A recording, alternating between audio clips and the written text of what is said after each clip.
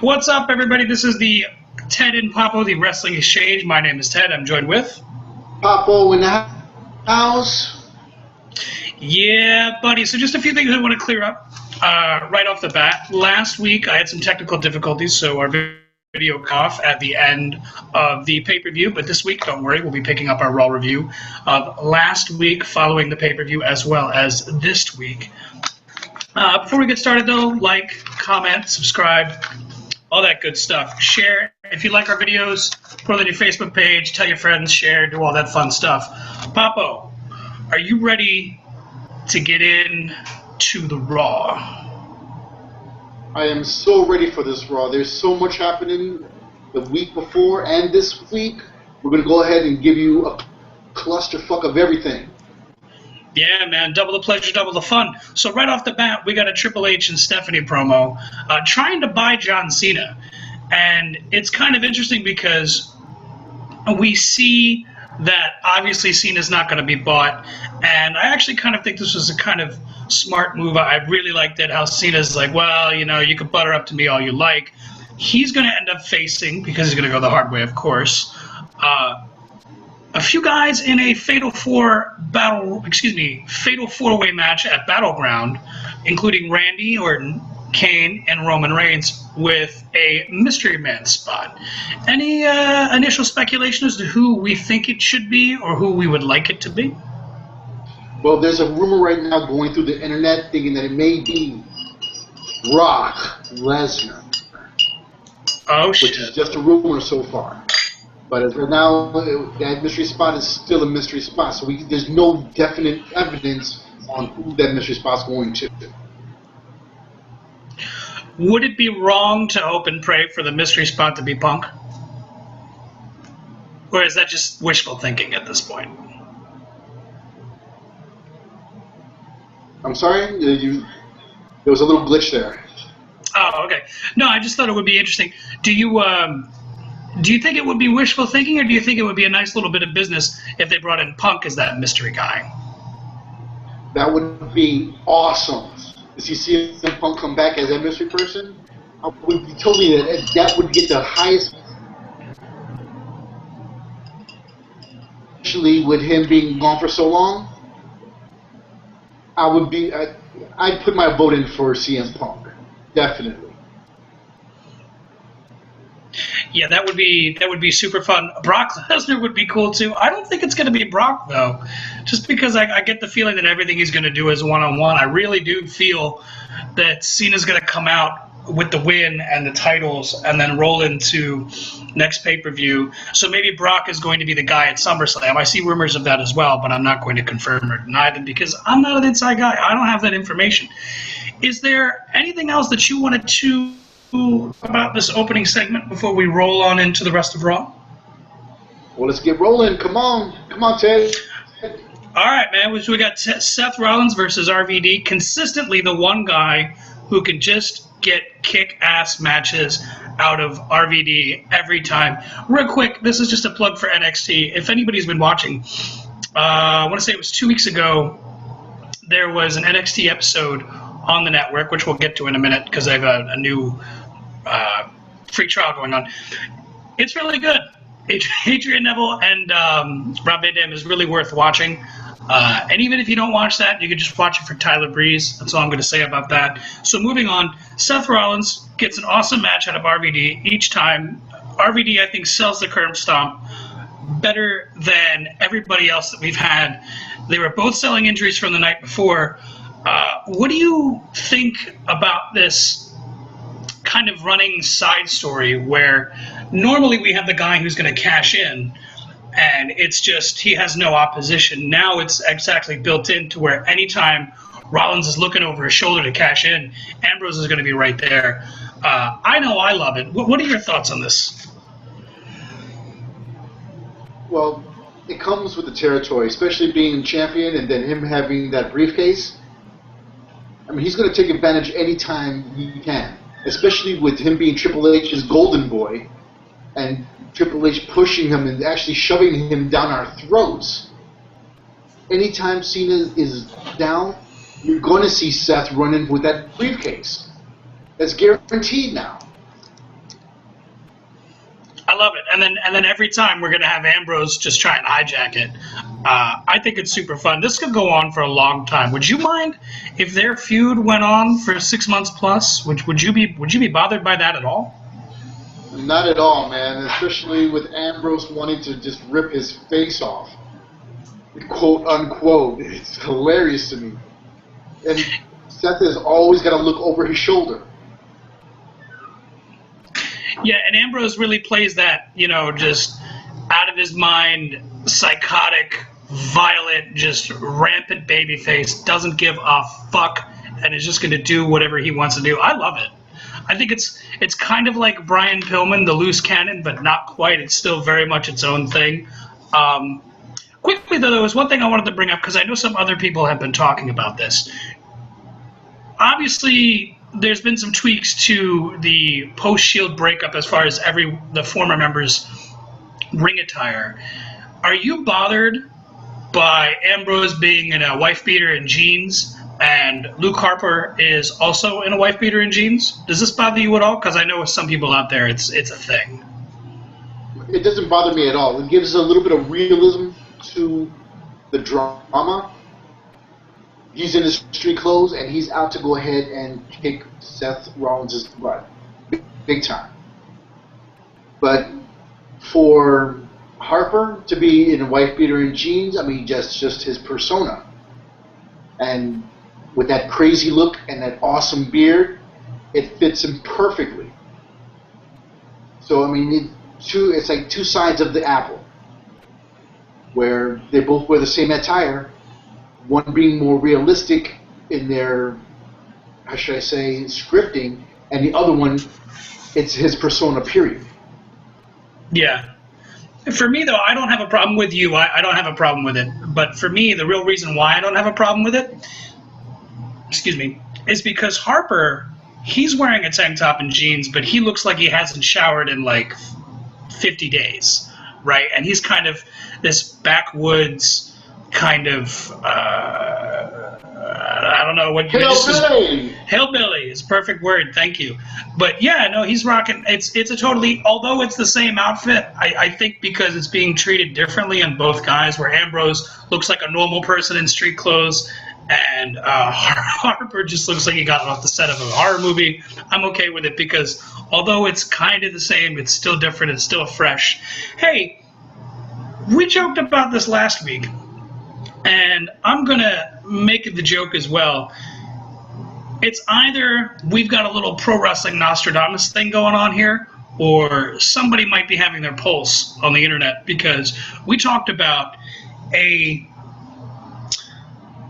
wasted opportunity to use Jack Swagger, as he has that kind of like built-in gimmick of being a real American, versus Rusev. I'm on board. What's your take on this? It's totally Rocky Balboa-ish, if you don't mind me saying. It's the American versus Russian, I mean the whole capitalist versus communist. I mean, it fits perfectly, especially him. We, the people. Yeah. The people. Hey, I'm a real American here, and fuck those communists. Fuck them. Line of escape. It's funny too, because when they brought in Rusev and he had the feud with Big E, I was bittersweet because I like that they can have really good matches, but at the same time, there's no story, there's not a reason for me to care, although they can prove that just on the basis of no emotion alone, they can go out there and have a really good match. I originally thought this was a bad thing, but in my mind now, as I think about it, it's almost as if like they're telling us that someone of Big E's level could beat Rusev. And it almost seems as if they're kind of like suggesting us to, hey, this one mid-card guy couldn't do the trick, but we have this other guy who has the possibility.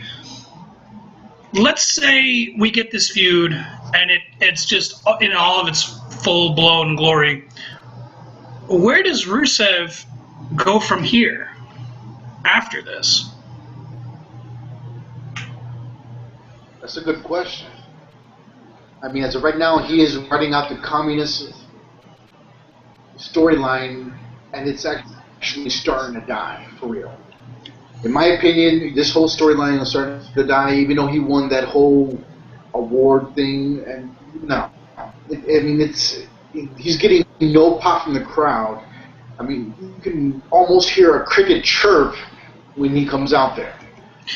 But Lana gets all the pops. Oh, she can have more than that too.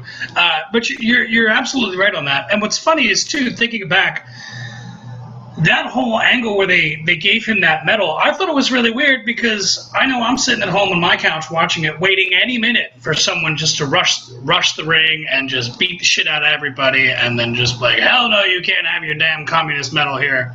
This is America. But we didn't get that. It was kind of weird. But yes, WWE, we know you're watching, and thank you. Please subscribe. Anything else you wanted to talk about regarding the Rusev Swagger scenario at this particular junction? I'm waiting for the match. With both their skills in the ring, they look very promising, and I'm actually really looking forward to that match. Yeah, and they're two athletes that could just go, right? I mean, like, Swagger has a legit amateur wrestling background. I believe he might have a football background. I'm not 100% certain. But well, he definitely has a Burger King background. Oh, we love the Burger King. I do, anyway. So we got Sheamus and the Usos versus the Wyatt family. What did you think about this match? Because I surprisingly liked it more than I thought I would. Yeah, I mean, honestly, the good guys can't win all the time. I mean, they put on an awesome match, and unless you see the Usos. What? I was just gonna joke. Unless your name is John Cena. Unless your name is John Cena. But with the Usos, I mean, they put on an excellent clinic. I mean, the high flying, and they went at it. But again, with Harper with that discus clothesline was disgusting. I thought he killed him. Super dope. I thought he was dead. I thought he was dead for real. Yeah, and you know what's it's kind of crazy because, and I had mentioned this before, and anybody who watches wrestling knows this. You have a tag team. One generally goes off to success, while the other one just kind of fades off into unknown mediocrity. I think that ship is starting to turn around for RAW because recently, in these past couple of weeks, I've found myself liking him more and more. Because before I was just like, keep the sheet mask on the guy, don't let him say a word, just let him stand there with the sheet mask. Now I'm starting to get a little bit more impressed. We're seeing a little bit more and more of him, and that's always a good thing in my mind. Sheamus is a monster. When are we going to get to see the Sheamus that not only we need, but we also deserve? The Finley 2.0. When are we going to get to see that? Because I feel like that's where you'll get the best out of Sheamus, because he doesn't need to have all these other things going on. He's just a big, giant Irishman that just wants to fuck everybody's day up. Yeah, well, with Sheamus, I mean, that's a different story. Right now, they got him on the face team. So right now, he's playing the good guy. He's backing everybody up. So until he makes that face, until he'll move back, he's going to be limited on everything. Definitely be limited. And I don't know about you, but to me, face Sheamus is like really boring.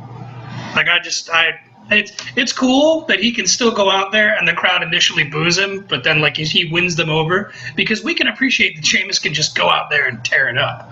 There's no question about that. But I just don't care for big smiley Lucky Charms Sheamus. I want to see the Celtic Warrior go back to his roots, and I just want to see him just rip through the roster. Usos are amazing. It's kind of funny when you get Usos and the Wyatts over and over again. You kind of think that at some point it's going to get stale. But every single time they manage to do something to keep it fresh. I love this feud. I just don't think we should keep plugging other people into it, because do you think that's a mistake by constantly... I mean, we have the different entrance music, but do you think it's a mistake by not making more of an effort to separate the patriarch of the Wyatt family versus the two main members of the Wyatt family? Well, after a while it will get stagnant. But when you add the third person, I mean, it adds a little bit of zing to this ongoing feud between the Usos and the Wyatts. So you want to go ahead and add somebody else. Throw in Sheamus, throw in Cena, throw in anybody with the Usos, and they're going to put on an awesome match regardless. Especially against the Wyatts. Yeah, those guys. So, I mean, it deters from the monotony.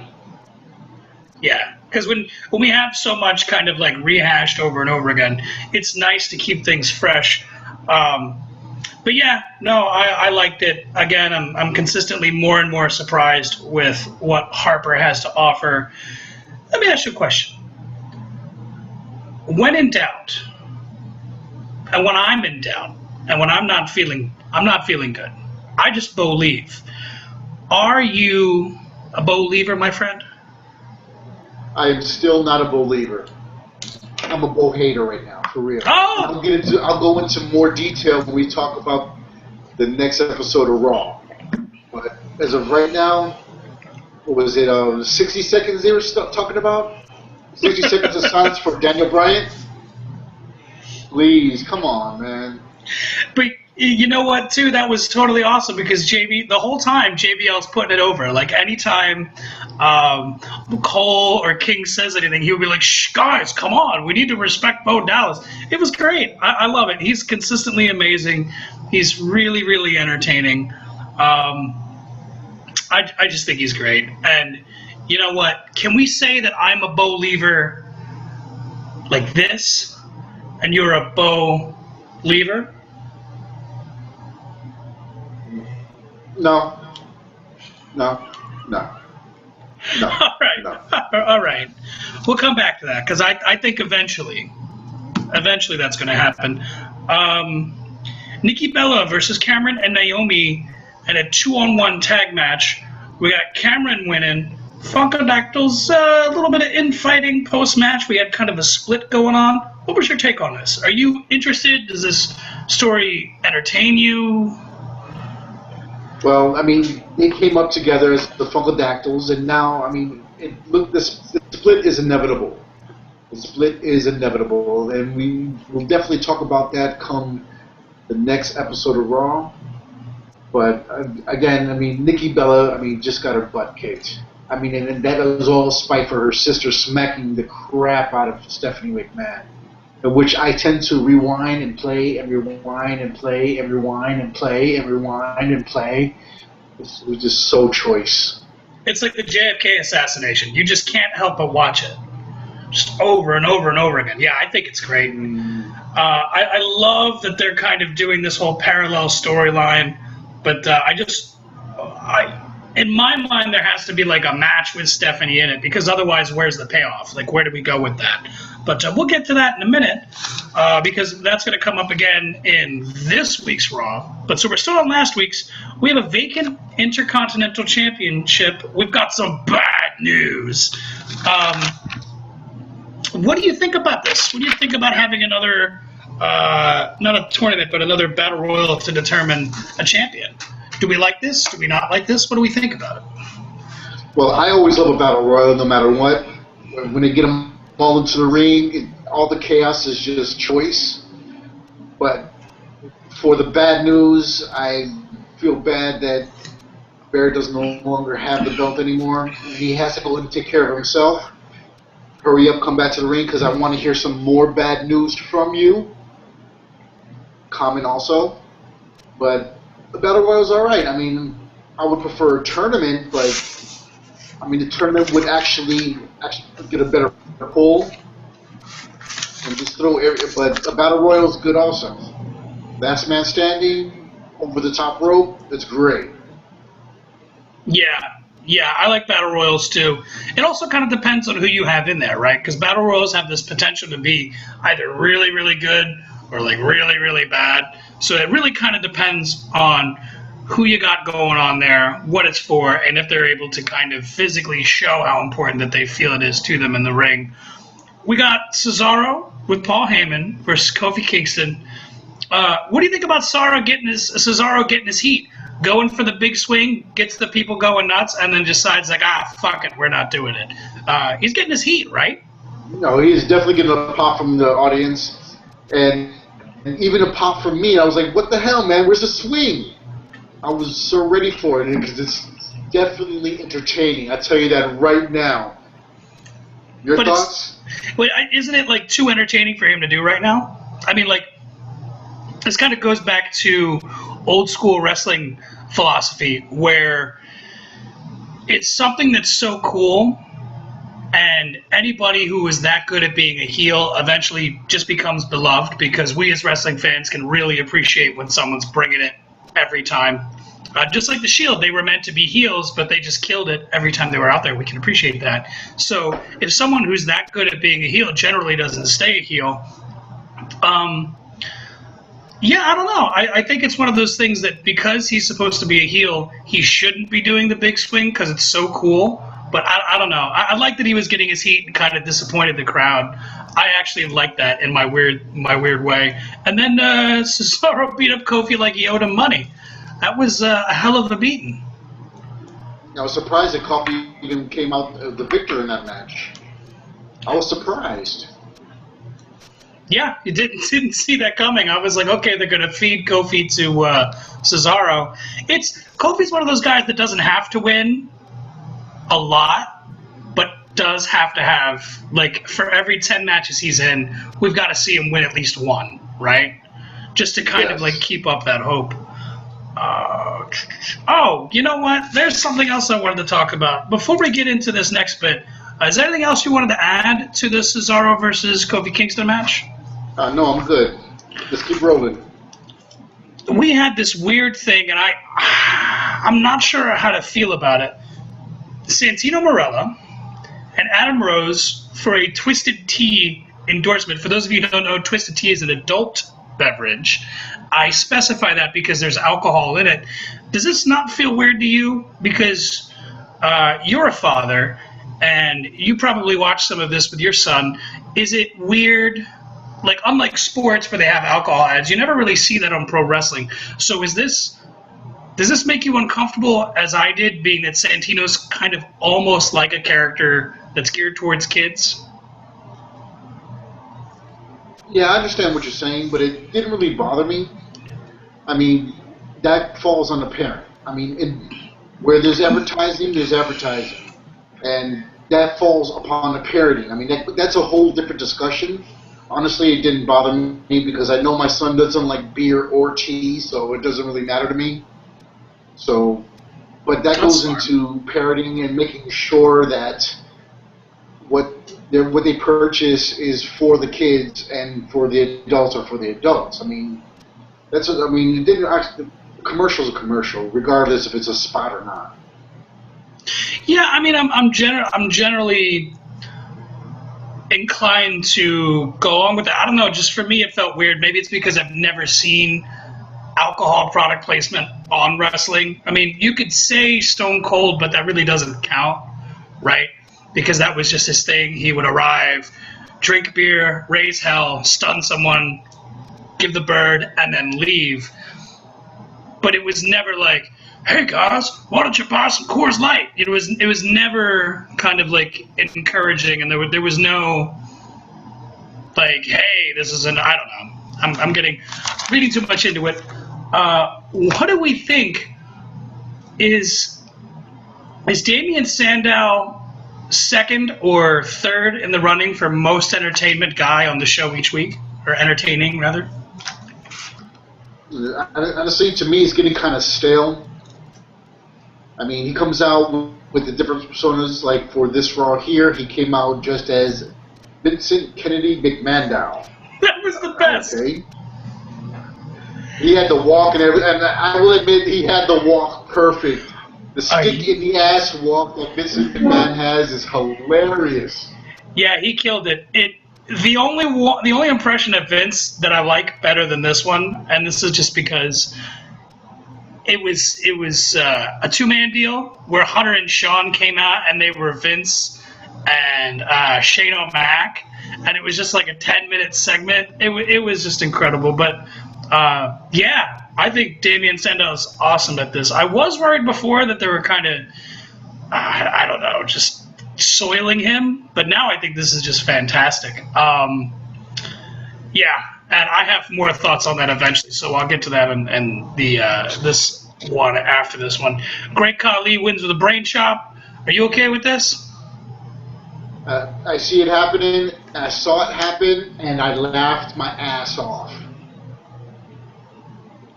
Yeah, that was pretty intense. Just because Khali walks in the ring, boom, brain chop, match over, done. Then we had the multi-platform superstar return of the awesome one, Hollywood Miz.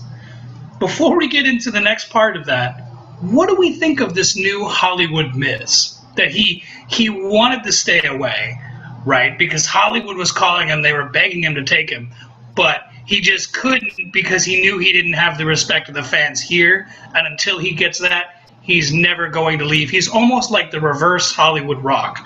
What are your thoughts on this? Well, honestly, with Hollywood Miz coming back, he's talking too much. I mean, he's basically overplaying the character. And as soon as I saw him back and let him go, I was like, okay, Miz coming back. Let's see what happens. And then he was talking about how the wrestling crowd didn't appreciate him. No, I'm not dealing with it. Hey, man, he main evented a WrestleMania. That counts for something, right? No, not really. I agree with you. I really don't care for Miz. I appreciate that he really loves pro wrestling and that he really does, but not for me. The best part about Miz is watching his dad just sit idly by while Miz gets his ass kicked by Randy Orton. His dad's amazing, just because the blank expression, like, I should care for my son, but I don't. Even his old man doesn't love him.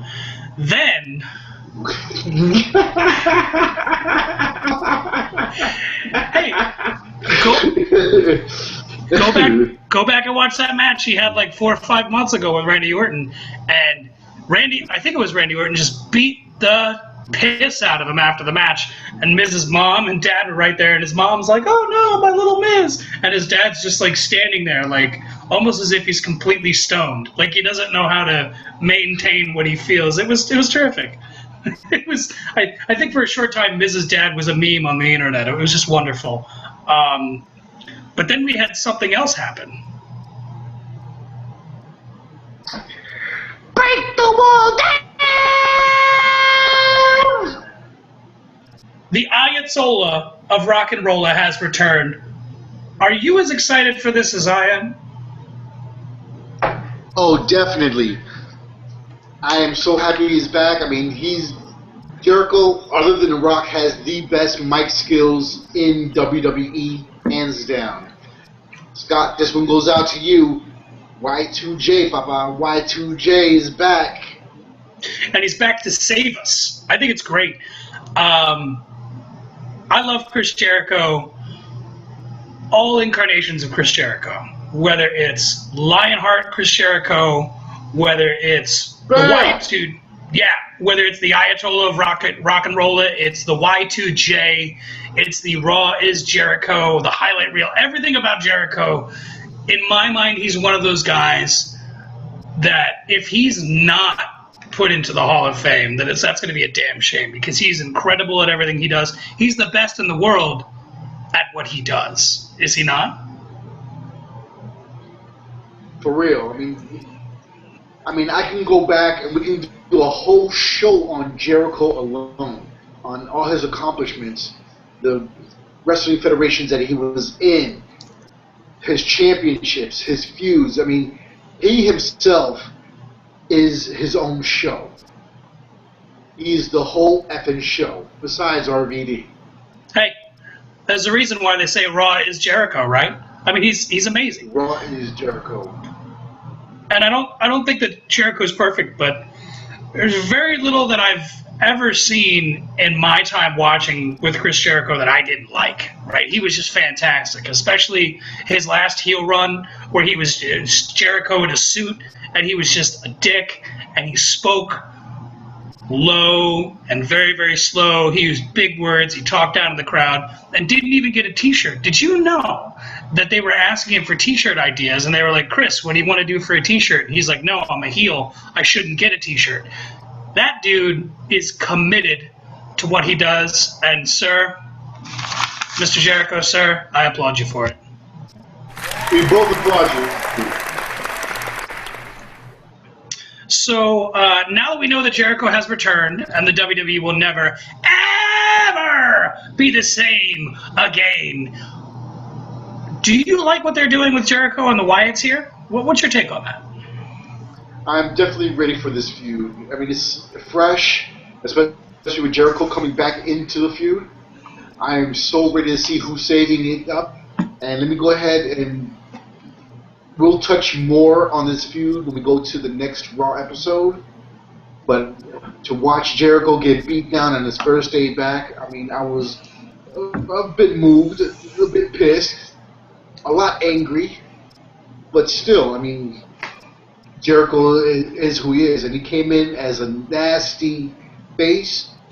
So right now I am so ready to watch this feud explode. Yeah, it's going to be fun.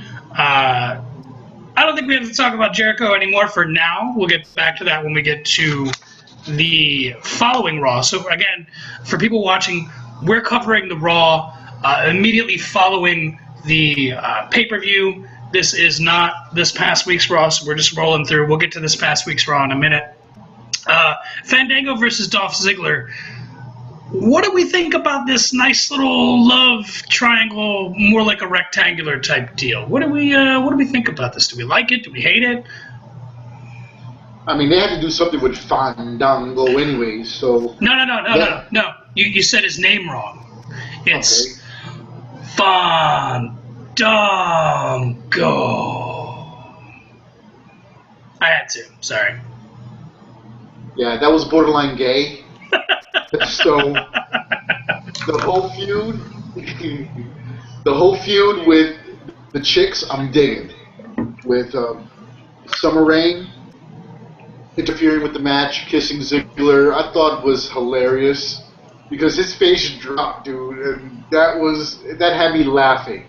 So as of right now, I'm really digging this love triangle, and then her kissing Ziggler completely changed the core of the match, letting Ziggler win. So yeah, I'm digging the triangle. Yeah, it's super entertaining too. Also, you got to figure, right? This is kind of a win-win for everybody but Ziggler. It gives us a reason to care about Layla and Summer Rae, which normally we would not, right? But also, it's doing the same thing for Fandango, right? It's kind of adding another layer of complexness to the character, something we can really get behind and empathize or sympathize for or with. But Ziggler is the only one who's kind of like working down here, right? Because Ziggler should be high, at least in my opinion, should be higher up on the card. So it's almost like we're bringing Ziggler down for this feud, but Ziggler kissing Summer Rae, I'm with you. I'm all about it. It's nice. It gives us something to do. I just kind of wish that we had a title to put on Ziggler because I don't want to see him with anything but gold. I think he's fantastic. Ryback versus the Dust Brothers. Stardust. What do we think about this? Well, I'm on board. The odd ones, the bizarre ones. I am so on board with this. I mean, Stardust is coming into his own, and I'm ready for it. Yeah, and we were talking before. He's committed so much to the Stardust character that that's a slightly different version of Cody Rhodes. I think it's fantastic. These guys are super entertaining. I want to see, and it kind of sounds stupid because we've seen them wrestle about 1 million times, but I'd like to see more ring time with them as these characters because although we've seen them a lot in the past, it's never been Cody as this character. So I kind of feel like we're being robbed of more in-ring stuff. But yeah, I think it's fantastic. I like Stardust's new finisher. It's kind of like this reverse STO. I don't know what the hell it is, but it looks amazing. Anything else you want to add to that before we talk about the next return? Okay, let's keep it rolling. Come on. All right. AJ Lee returns, talks Paige into having a match, and then she wins her title back like that. Did you find this segment odd? Because I found like the crowd didn't give a shit, and it was proof that it was an excuse to give the title to someone else while AJ was out doing whatever it is she was doing, getting plowed by CM Punk. But like, laying that pipe, laying it. But it just kind of felt weird because she was like, well, the crowd doesn't want to see me have a match, and like the crowd like didn't know how to react. They didn't know whether they did or didn't, and then we got one anyway. I like it. Right, because AJ gets the Divas title. I think she should hold on to that for practically forever. I think she's the best one they have as far as being able to talk, being able to sell tickets, to put asses in feet, if you will. Plus, it gives us maybe a little bit more of sympathy for Paige because she came in, she got the win, she's lost it. Now it kind of maybe gives us a reason to care because we've seen her hold gold and now she's lost it again. It would be kind of be interesting. Rolling right along, we had Cena and Reigns versus Orton and Kane. Aside from the fact that that matchup rhymes, what did you think about this? It was definitely an entertaining match. I was stuck to my seat watching this go. And let me tell you, they had a lot of back and forth going, and it actually was an awesome match. I mean, it was the best match of the night. For a main event, they did really well. And going in, but I'm going to let you go ahead and go with what happened at the end of that match. All right.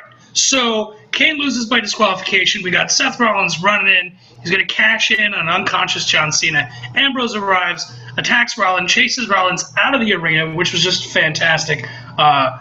Kane's about to put further hurting on Cena. All of a sudden, bam, Roman Reigns runs in. Massive spear to Kane.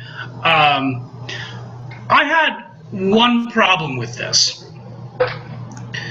There's a ref who's like the morality ref.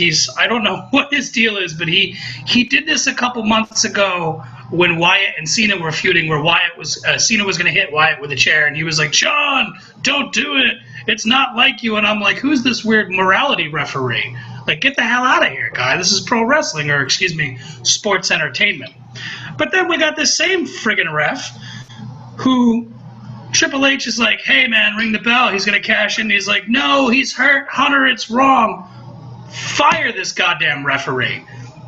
Cashing in on an unconscious Cena is good for fucking business. It's what's best for business. And this has been 100 times. Why is it so special now, right? Am I just me and I'm just a pent-up internet rage smark kind of guy? Or did you feel that same way as well? I did feel the same way. I mean, as soon as he brought in that briefcase, the referee should have said, "Ring the bell." It's happened time and time again, and the ref deserves to be fired. You're fired. And you know what? Also, too, not only fuck that ref, but it's been done 100 times, and that's just how it goes. I mean, we just have ref issues forever and ever and ever. Amen. Yeah, that's all I have to say about last week's Raw. Rolling right in, we got to talk about this week's Raw. Let's start with that Dust Brothers promo we were talking about, that backstage segment, the bizarre one. What do we think about that? Well, it was an awesome promo with both the Rhodes brother, and then it seems now Cody has his own, I don't even know what to describe it, his own sound. Yeah. He came out like a cat hiss. I was like, what the hell is this? I was stuck. It's damn entertaining, that's what it is. They're super over right now. And it's funny because I've mentioned this to other people I know that are super casual. in their wrestling, and they really don't watch it that much except for an occasional pay-per-view. And I told them about this Stardust thing, and they were like, oh man, they must really not have anything for Cody to do. What awful career he's going to have. And I'm like, no, man, this is fantastic. I love it. I think we need to get more and more of this. He makes Goldust look normal, and then they had the tease with the wig, and Cody went to grab the wig, and Goldust grabbed it. It was just fantastic. I loved it. I loved it. It was so entertaining, and I am so ready for that tag team run. Yeah. So they can get the titles. I am so ready for it. I mean, as of right now, there's no tag team in the WWE that can actually go with the Usos right now, besides the Wyatts or the Rhodes brothers. Okay, I just got a light bulb. You ready for this? Ding. Stay with me, Ted. Stay with me. I'm with you. Triple threat match for the tag team titles. Book it. Let's get this done. All my money. I'm down. Why not? Fuck it. Pay-per-view. Come on. Make it happen. Post your comments.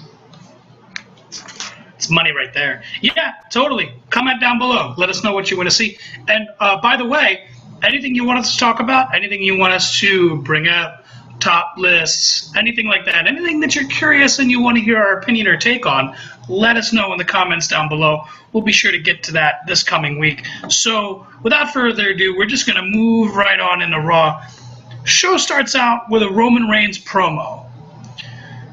I feel like this is a better Roman Reigns promo, but I feel like he's one of those guys that can talk in a limited capacity, right? In the way that guys used to talk.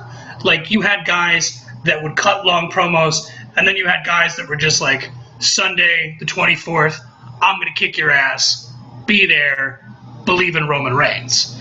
You know, that's kind of the guy I see him as, right? The man of a few words. He's just going to talk about kicking your ass and Superman punch, the whole bit, all of it. But I kind of feel like here he had this weird pacing issue where he was almost like rushing. And then, of course, King comes down the ramp. Jamie Noble, Finlay, and somebody else, Reigns just owns Finlay with a spear. Just chaos ensues. Dean Malenko was there. Was Malenko there? I didn't see him. Malenko was there. One of my favorite wrestlers of all time. The man have 1,001 moves. Yeah, Dean Malenko's always been a favorite of mine. Of all times. And you know what, too? He's always been one of those really underrated guys. A guy that could work really well, but speaking was never his strong point. And in WCW, they kind of harness that into he's just this kind of... He's the Iceman, Dean Malenko. He's just super frozen, kind of like arrested emotion type deal. But I'm with it with you that I feel like he's one of the most underrated guys that they've ever had. Definitely deserves to be Hall of Fame worthy on the Hall of Fame. Moving on though, we got another Usos versus Wyatt family match, and this whole episode of Raw was better just because they had a hot crowd, right? Like that, the importance of having a good crowd just can't be overstated enough. You can have the best Raw that ever happened, but if it's in front of like some boring ass Ohio crowd that doesn't know whether to cheer or wind their watch, it's not entertaining. But you got this hot Montreal Canadian crowd; they're just losing their shit for everything. There was at least 3 matches here that got a "This is awesome" chant. The matches were great. I wouldn't necessarily consider awesome, but it definitely makes you feel like you're watching special when you've got a crowd that's losing their mind. What do you think about that? Well, the Montreal has always been an awesome crowd. Anytime WWE makes it to Montreal, you're going to get a big pop no matter what match it is.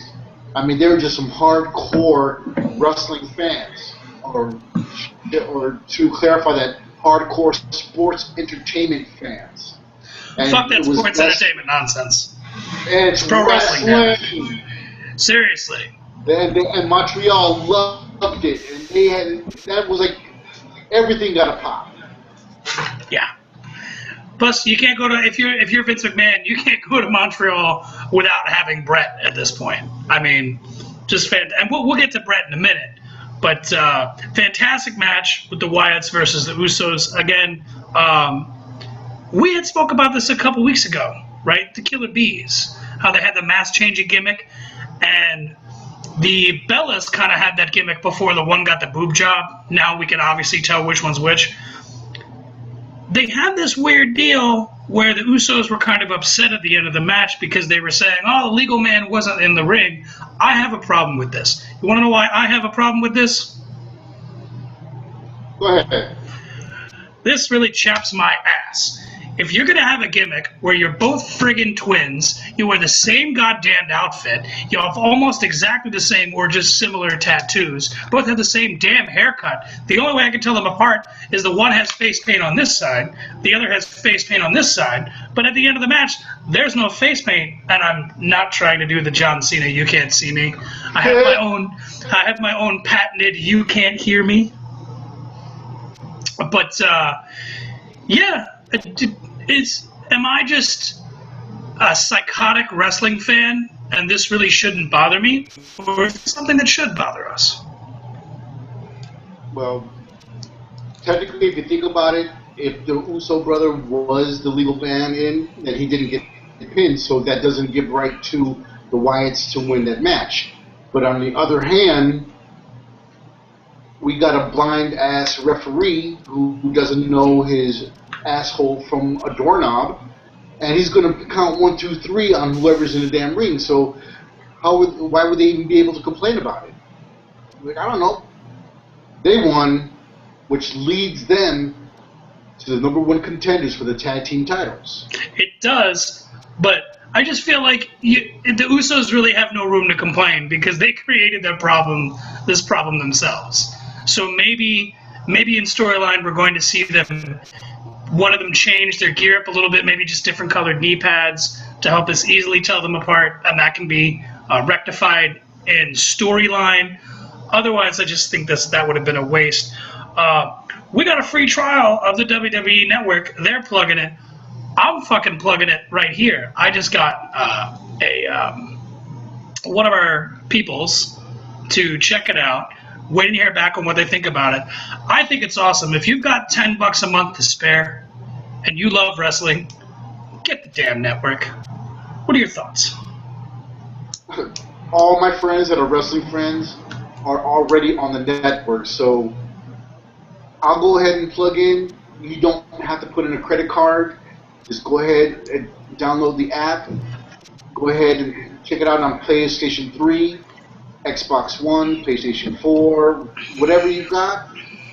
It's a free week trial. Give it a try. And if you're a true wrestling fan, you will not be disappointed. Guaranteed. Yeah, really. And it's funny, too, because it's available on practically everything. Anything that plays video, or, for example, anything that you can watch, like, say, Netflix on, you can watch it on, except for Nintendo products. Those damn Japanese bastards, they want their Puro wrestling, and they don't want us to see the goddamned American wrestling. Terrible. Makes me sad, but whatever. So, yes, to recap, if you're interested, if you're watching this video and you're like, should I get the network? Hell yes, you should get the network. Did I mention all the pay-per-views for free? Considering you pay so long as you pay the $10 a month for 6 months commitment, totally worth it. Even if you're just buying it just to watch the pay-per-views for super cheap, totally worth it. We had a backstage segment. Randy Orton, Kane, Seth Rollins, a little dissension teased within the group. What is it with the Authority constantly going on vacation? Does it feel... I don't know. I feel like before they would say, oh, Vicky's in charge, or Brad Maddox is in charge. Brad Maddox, by the way, where the hell has he been? I haven't seen him in at least 2 weeks. And even before that, I hadn't seen him in months. So when they're away, who's in charge? Teddy Long isn't there anymore. are we supposed to believe that they're controlling things behind the scenes? Should they be away? Should they not be away? What's your take on this? Well, somebody's got to be in charge. As of right now, we're really not sure to whom that is. But honestly, I find it a little bit more entertaining that they're not there, because then you see the tips, then you see the skirmishes in between other the wrestlers. But I will have to admit that when they are there, when Triple H and Stephanie McMahon are there, we tend to see a lot more impromptu matches, which I'm really starting to dig right now. Your thoughts? You know, impromptu matches is a weird thing for me, because on the one hand, I love it, right? It kind of has this specialness to it and makes it fun and keep you entertained, and it's not something you see coming. But part of me doesn't like it. Part of me wants there to have like 90% of the card advertised. Here are the matches you're going to see. You're going to see John Cena in the main event, which why not, right? And then everything else. And then have those kind of random matches. I don't know. I feel weird that every match is random and unplanned. And I don't know. I like it and I don't like it. So I'm on the fence. I guess that's my position. I'm on the fence. Okay. Nikki Bella versus Alicia Fox to have one hand tied behind their back. Obviously, of course, Alicia Fox, the heel, doesn't even let herself get tied up and just puts the damn boots to Nikki. Match really never happens. Was this segment really worth having? Especially since Stephanie's gone. She's not there, and it's not like she can come out and capitalize on it and just cut a promo on Nikki or whatever. Does this effectively advance the story, or is this just something that we had to have happen to remind us that Nikki Bella is relevant? Regardless on how you look at it, this match was crap. This was a waste of time. This is the match where you get up and go take a leak. I guarantee it. I mean, it was so horrid. I mean, I watched so I can go ahead and report on this for show's sake. But if I had a chance, I would have gone up and got some chips and dip or something or other. I mean, I was just, oh my God, this match just annoyed the hell out of me.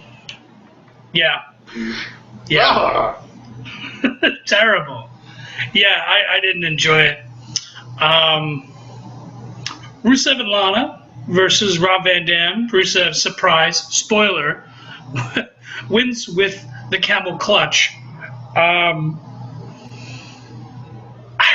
see, this kind of goes back to the point we were talking about before. I'm kind of afraid for what's going to have to happen to Rusev after, because it's obviously he's going to have his feud with Jack Swagger. But I think the only thing beyond that, if he beats Jack Swagger, which I don't know whether will happen, should happen, anything like that. But if he gets past Swagger, the only logical guy to stick him in the ring with is Cena. And unless you're special, feuding with Cena is like career suicide, right? Some guys feud with Cena and have amazing matches, and they're better off for it. And then some guys have matches with Cena and are worse off for it. So it's really kind of a litmus test. If you can go in there and you can go with Cena, then you're good. If not, you're kind of exposed, and creative has nothing for you. But yeah, I don't see this going much further beyond Rusev and the Americans. Yeah, I don't know. I want to be more excited about that feud, but I think because when they brought in Big E, although I understand the reasoning of it now, it kind of feels like we wasted 3 matches on Big E that we could have had with Swagger. And what I'd like to see, I don't know about you, but what I'd like to see is if we had like a best of 5 or a best of 7 series, and then the one gets the win the one week, and then it's constantly up and up, driving home that competitiveness, because they're both legit athletes, right? I would like to see a best of series. I'm always of the opinion that if the guys that you have in a best of series can go out there and have a kick-ass match, it's a win-win for everybody. What would be your thoughts on the possibility of doing a best of series between Swagger and Rusev? Yeah. With that being said, I can definitely see the best of 7 series going, but that also means that Rusev has to lose. And that's the point where I believe Rusev is not okay with. Nobody likes to lose, but the situation being is that Swagger can go. We both know Swagger can go. He has serious mic issues, but in the ring he can definitely go. And I would love to see them two just go at it. But we have come across where Big E has beaten Swagger in the past. And right now, Big E has lost to Rusev. So, I mean, I'm a little apprehensive on this feud because I got a feeling that Rusev is actually going to come out on top. Yeah. You know, I'm not disagreeing with you there. Just because if he goes to this feud with Swagger and then loses because he's been undefeated, unless you have something bigger planned for him, it just feels like the minute he loses, that's it. Done for Rusev. Done. Hey, you know, to your point a moment ago, how would you feel, because I've thought about this, if we had a power ranking system, right, where WWE would acknowledge, because they do and they don't. They acknowledge in the fact of scheduling a match where if someone beats a championship and a champion in a non-title match, they're the number one contender. They acknowledge that in the sense of booking that match, but they don't acknowledge it in the fact of telling people, hey, he beat the champion in a non-title match, that makes him a number one contender. Would you be, I know I would, more excited about having a ranking system to where, like, we're shown every so often, hey, this guy's at rank number whatever, but look, people, he just beat this guy, so he moves up 2 spots. What would you think about that? That's personally something that I would really, really be into. Yeah, I mean, that's definitely interesting. I mean, but that actually goes into aspect of the tournament-style tournaments where this person is better than this person, and this person moves forward, this one takes a step back, and then they have to go up the chain again to get their spot back. I mean, it'd be definitely interesting, but I mean, I don't think WWE has the time or patience in willing to go ahead and doing their roster like that, though. Yeah. I like the idea also, because this is just another reason why. There's a lot of matches that we have that are just random matches. This guy's facing this guy. For nothing personal, there's no issue at stake. They're just 2 guys having at it. I kind of feel like that if you had a ranking system, it would make those seemingly random matches mean more, because then the commentators could put over, hey, if he gets a win, he moves up 3 spots in the ranking, but if he loses, you know what I mean? It would kind of give us a reason to care more about random matches that we normally wouldn't care about. That's my opinion. I'm sticking to it. We have Randy Orton versus Dean Ambrose. What did you think about this match? And is it just me, or does every match keep getting progressively better throughout this Raw? You're definitely correct on that one. Randy Orton versus Dean Ambrose, that match was phenomenal. That was a clinic for anybody. I would recommend for a first-time wrestling fan to watch that match. That had pay-per-view status written all over it. I mean, they went back and forth. I mean, Ambrose took it to Orton, Orton took it to Ambrose. It was an awesome match. Definitely awesome. One of my top picks for the evening. But then Ambrose had to mess up with the bounce back off the ropes, and he got caught. I mean, that was like textbook. I mean, it had my attention from beginning to end. Yeah, and that little move he does, I was thinking about it, and I don't remember when it was, but there's only one other person I've ever seen do that, and that's Roddy Piper. And I'm forgive me, I don't know when and where. People in the comments down below, if you can find out in what matches they did. I recently saw it on the network, so I'm not 100% when. But if you can point out to exactly when we've seen him do this, that'd be great. Leave it in the comments section below. I love it, and I really, really dig the idea that Ambrose is such a wild and crazy guy that he'll make that mistake. He'll go back to the well there, and he'll do that rope spot. And Randy Orton's just so good, he scouted him, and then, bam, RKO. Is the RKO not one of the sweetest finishers there are right now? Yes, it is. In all honesty, it is one of the most awesome finishers ever.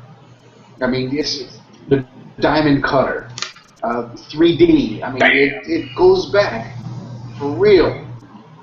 And it's one of the most, it's just awesome, period. I would totally do that to my son. Yeah, it's a fantastic move, and it's one of those moves that can really come from anywhere. And that's the cool thing about a finisher, right? You should, psychology-wise, you should have a move that you could put on anybody. It doesn't matter how big they are, how little you are, like the Stone Cold Stunner, like the Frog Splash, any move out there. You should be able to put it on anybody, and the fact that he can do it while catching someone, like someone just jumps off the top rope, RKO, fucking whatever, it's amazing. I mark out every time I see it. I love it. And just goes to show you how good Randy Orton is, because he can make you really hate that match. Anytime he's getting boring chants, he's like, all right, you're going to boo me? You're going to tell me I'm boring? Well, screw you. I'm really going to annoy you now. And he just kind of leans in on a headlock. But he's so good at being a heel. I think that he's underrated. But you just can't help but pop for that RKO. It's super sweet. And the ladies love him, and I think I do too. Fandango, he's going to be in the Intercontinental Battle Royal Championship match at Battleground. Fandango on commentary. Super entertaining, very dirty perv voice, right? Definitely dirty perv. Then we had, he's on commentary for Ziggler versus Del Rio, which I've seen for the 15th millionth time. Normally I wouldn't care. This is normally a match that I would skip through as much as I actually like Dolph Ziggler, only because these guys have had so many matches. I just no longer care.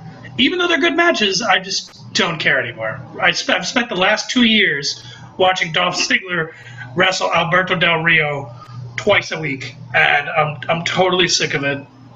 But we got a distraction. Fandango gets up on the commentator's table, starts doing his Fandango bit. I loved it. It was great. Fandango's flagged down by Layla backstage over being jealous of Ziggler being with Summer Rae. Again, this is a feud that we normally wouldn't care about, but they have, and it's not the greatest storytelling here, but there's something built in for us to care about it, right?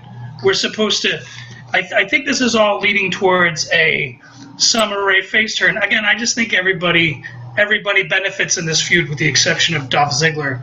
Now, are you ready to talk about the return of the excellence of execution?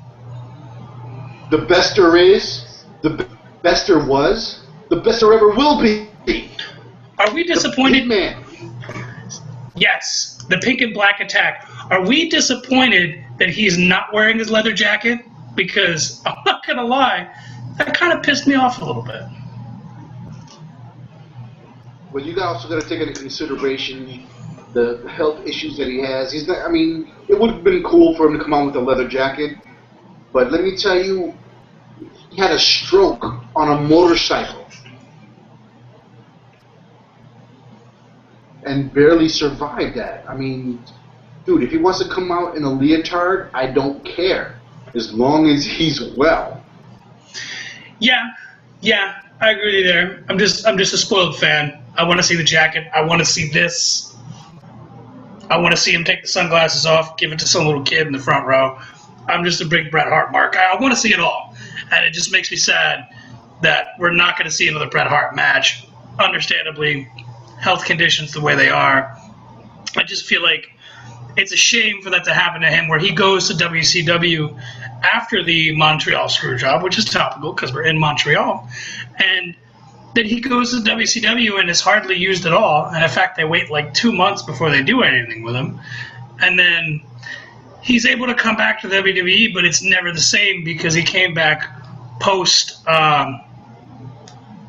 Was it the first stroke he got like kicked in the head by Goldberg or something like that? Like got kicked really hard and Goldberg fucked him up. But point is that he returned back to the WWE, and it's a shame because he was a guy who was just injuries, health conditions, couldn't go anymore. It's nice to see him though. It's a nice gesture. What do we think about Bret the Hitman Sandhart? I will admit that was an entertaining bit. He came out, talked a little crap, and then got knocked out by Bret the Hitman Hart. It was definitely entertaining. Oh, it was great, and it was so great that it's one of those things that we've been saying, right, where we feel like Triple H or someone in control of the general overall storyline creative has to be reading what's being said on the internet, right? So what's funny is that Sandhart says, I tapped out in my submission hold to my idol Shawn Michaels. I was so embarrassed. I acted like I was screwed. My only regret was that I was proud to be from a third world country like Canada, and then I never stood in the ring with the great Damien Sandow. I love that. I love that they kind of reference the Montreal Screwjob, and they just sticking it to us again. But Bret's there. He punches him in the face. I thought this was great. And then Sheamus comes out, bro kick, and then JBL screams, Bret screwed Bret. How fun was this segment? The whole bit was awesome.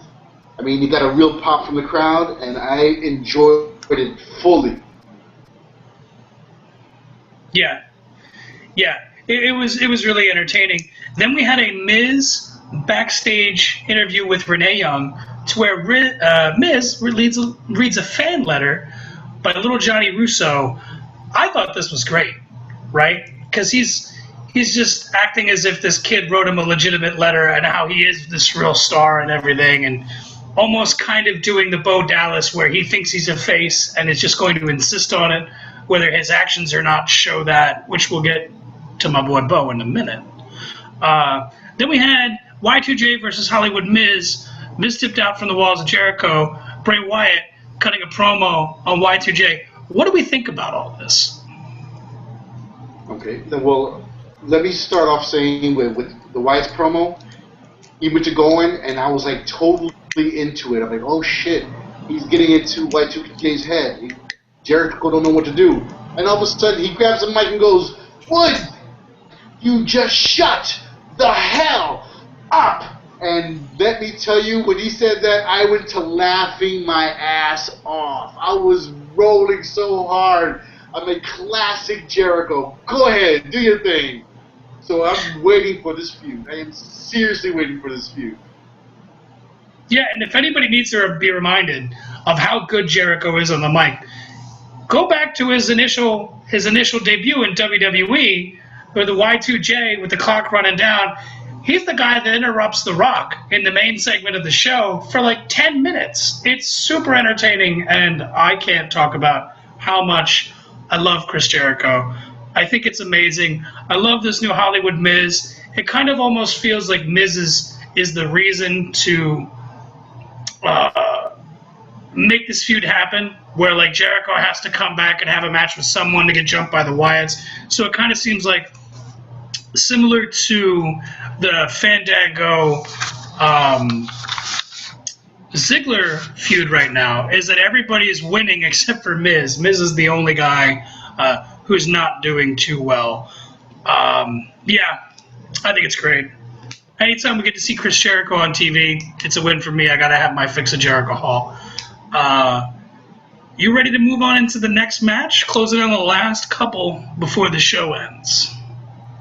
Let's keep rolling. Come on, Ted. Let's get rolling. All right, so we got Cameron Naomi the Funkadactyls versus Paige and AJ. Paige kind of doing this weird, like, oh no, AJ and I are friends, it's totally cool, but it's not because it's awkward, and I don't know how I feel about it. Cameron's not making the tags, right? She's standing there on the apron. At one point, she's putting on like lip gloss or makeup or whatever, and then she finally decides to take the tag, takes it for herself, and then gets hit with the page turner, which is, we're going to have to talk about that special move, because that's one of those moves that really depends on the person taking it. Because if the person taking it sells it really well, it looks amazing. But then if the person taking it doesn't sell it really well, it looks awful. Like there's no middle ground there.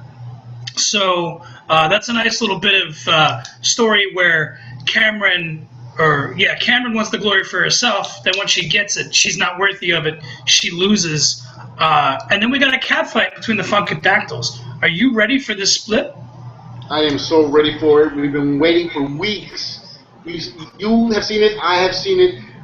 Now we both need some closure on this whole feud. And as of right now, I am so ready to watch these two Funkadactyls get funky in the ring. Somebody better call my mama, because it is about to get funky. Somebody better call both their mamas. You know what's funny too, because they just put Total Divas episode 1 and 2 on the network, so I've been watching that with my wife, and it's actually kind of interesting because it's supposed to be about the Bellas, at least the first few episodes so far, but you end up saying like, fuck the Bellas, I like Naomi. And on the show, she goes by another name, and I don't even reference that name. She's just Naomi. And it's funny because they're having a split right there in the show, and that was first season. I think they're on season 2. So it kind of makes you wonder, this infighting between them, if that's a seed they've been planting. And yeah, no, I thought it was good. Moving on, though, we got Cesaro with Heyman. Promo shitting on the fans in French, right? I love it. I don't know what he said, but I know it wasn't nice. That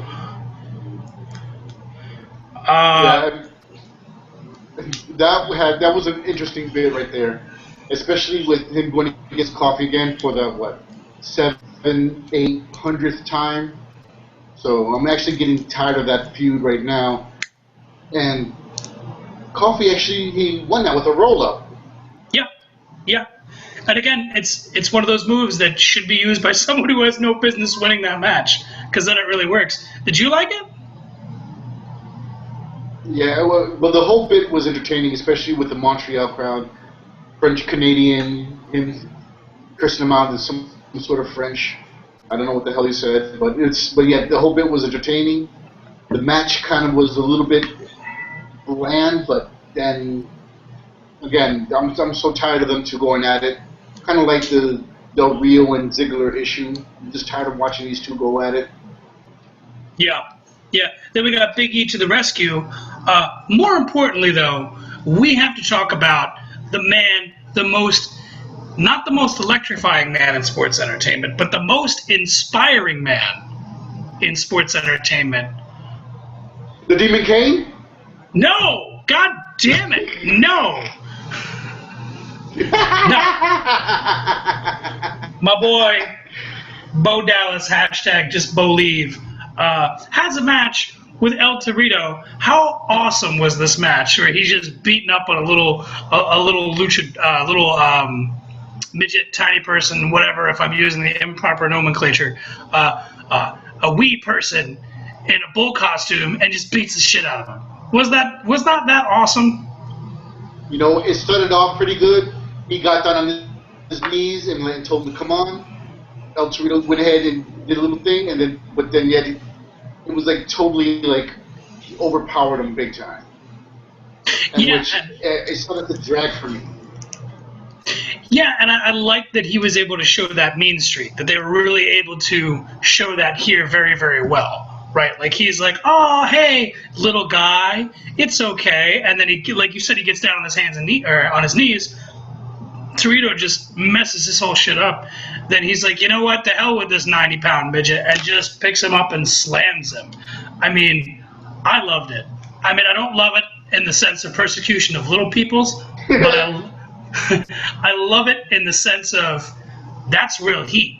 right? Like if two midgets are wrestling and one midget body slams another midget, like, hey, it's wrestling, body slams. But when you have like a full-grown man who's probably 6'2", 6'3", 220 some odd pounds, body slamming a 60-pound, 3-foot tall midget, just like gets him way the hell up in the air and just brings him down.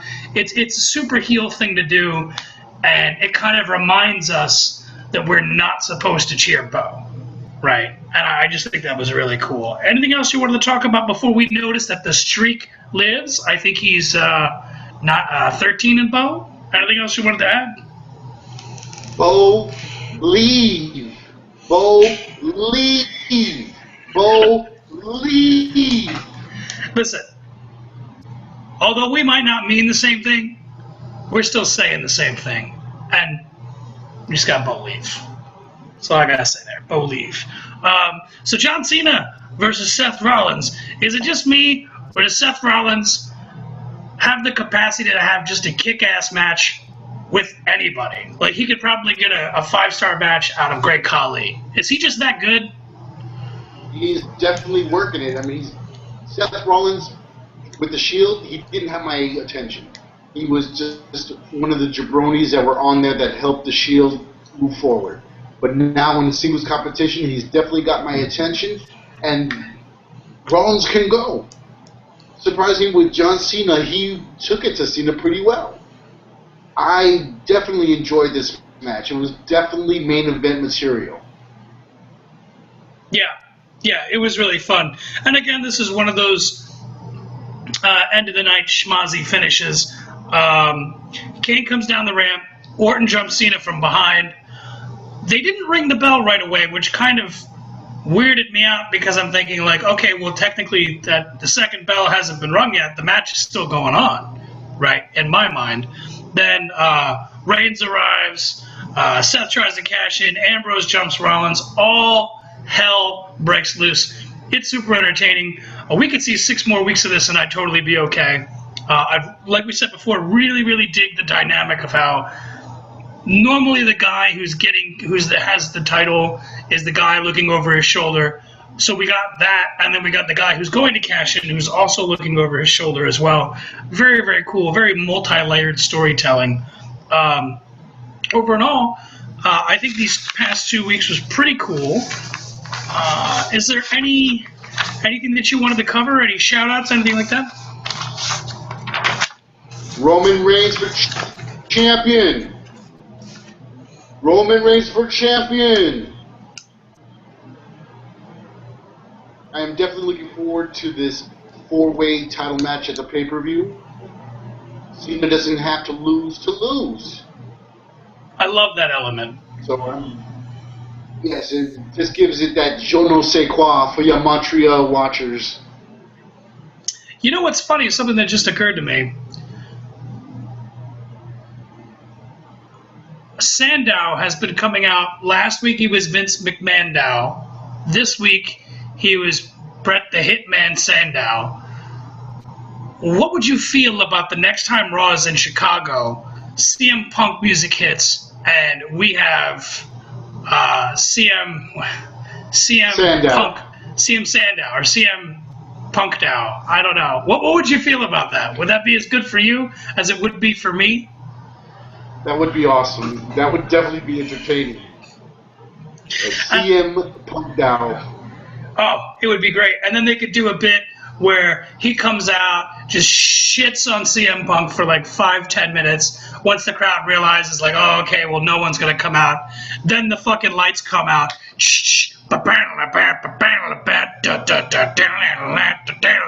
Punk comes down. All hell breaks loose. I think it would be super cool. But that's just my speculating, my fantasy booking hat that I'm wearing at the moment. If there's nothing else you wanted to address, my name is Ted. I am with my partner, Papo in the house. Comment, like the videos, and we'll definitely send you some shout-outs. Definitely. We want to thank everybody for watching our videos. Please like, comment, subscribe. That really helps us out. Working on a Facebook page at the moment, so you can come in and talk about the show, things like that. So we got a lot of things planned for you upcoming in the future. Stay tuned. Stay with us. drive safe, and keep both feet on the wheels. Good night, everybody. Good night.